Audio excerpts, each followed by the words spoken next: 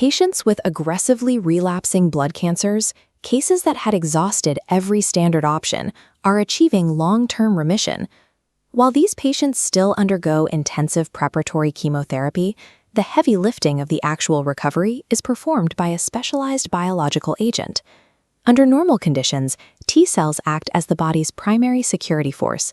They move through the tissues, identifying and eliminating foreign threats like viruses or bacteria by recognizing specific molecular markers on their surface.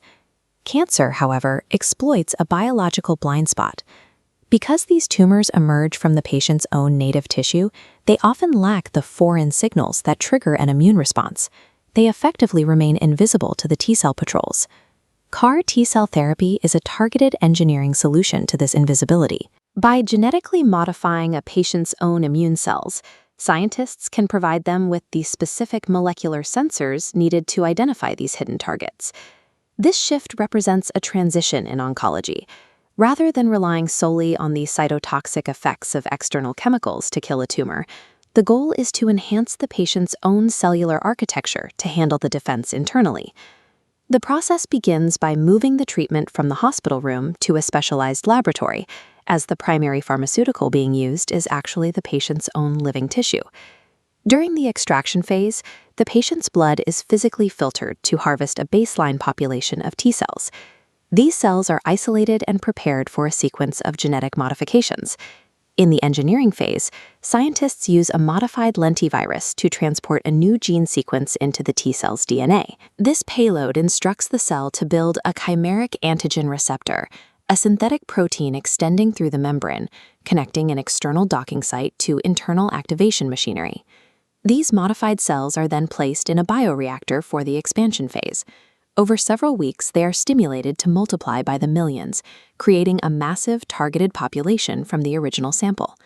Once the target population is reached, the cells are frozen and shipped back to the clinic. Before infusion, the patient typically receives lymphodepletion chemotherapy to reduce competing immune cells and provide the engineered army with the resources needed to expand. This pipeline transforms the patient's biological material into a highly specific manufactured pharmaceutical, a living drug. Once infused, these engineered cells begin patrolling the patient's circulatory system to find their target. The extracellular receptor acts as a high-affinity binding domain, programmed to identify a specific surface antigen, like CD19 on B-cell leukemias. When the receptor binds to that antigen, it triggers intracellular signaling. The internal domains initiate a cascade, releasing cytotoxic molecules that perforate and destroy the bound cancer cell. This approach is highly effective for blood cancers. Because malignant cells in leukemia and lymphoma circulate freely in the blood and marrow, they are easily accessible to the modified T cells. However, solid tumors present a much more hostile environment. These masses often surround themselves with physical barriers of dense tissue and create a microenvironment that chemically suppresses immune activity, causing the T cells to lose their effector function.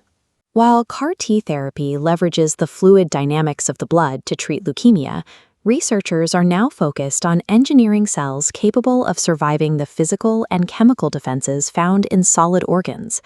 Deploying millions of engineered cells into the body can lead to severe systemic physiological stress. This is most commonly seen as cytokine release syndrome, or CRS. As the CAR T cells rapidly multiply and kill their targets, the body is flooded with inflammatory proteins, triggering a massive, body-wide immune response. The clinical symptoms are often intense, ranging from dangerously high fevers and low blood pressure to temporary neurological complications. This creates a significant management challenge for clinicians. The inflammation is a direct indicator that the treatment is working, yet it requires precise intervention with drugs like tocilizumab to prevent the immune response from causing permanent organ damage. Successfully navigating CAR T therapy requires a delicate biological balance, maintaining enough immune activity to eradicate the cancer while preventing a fatal systemic overreaction. Beyond the immediate clinical response, the focus shifts to how these cells behave months or even years after the initial treatment. Unlike chemical agents that are metabolized and cleared from the body, CAR T cells can persist indefinitely. They remain in the bloodstream as a permanent surveillance system, ready to reactivate if the cancer cells reappear. The success of this model demonstrates the viability of moving away from mass-produced treatments toward individual genetic solutions. We are entering a period where medical science can address complex diseases by manufacturing the cure from the very cells of the patient.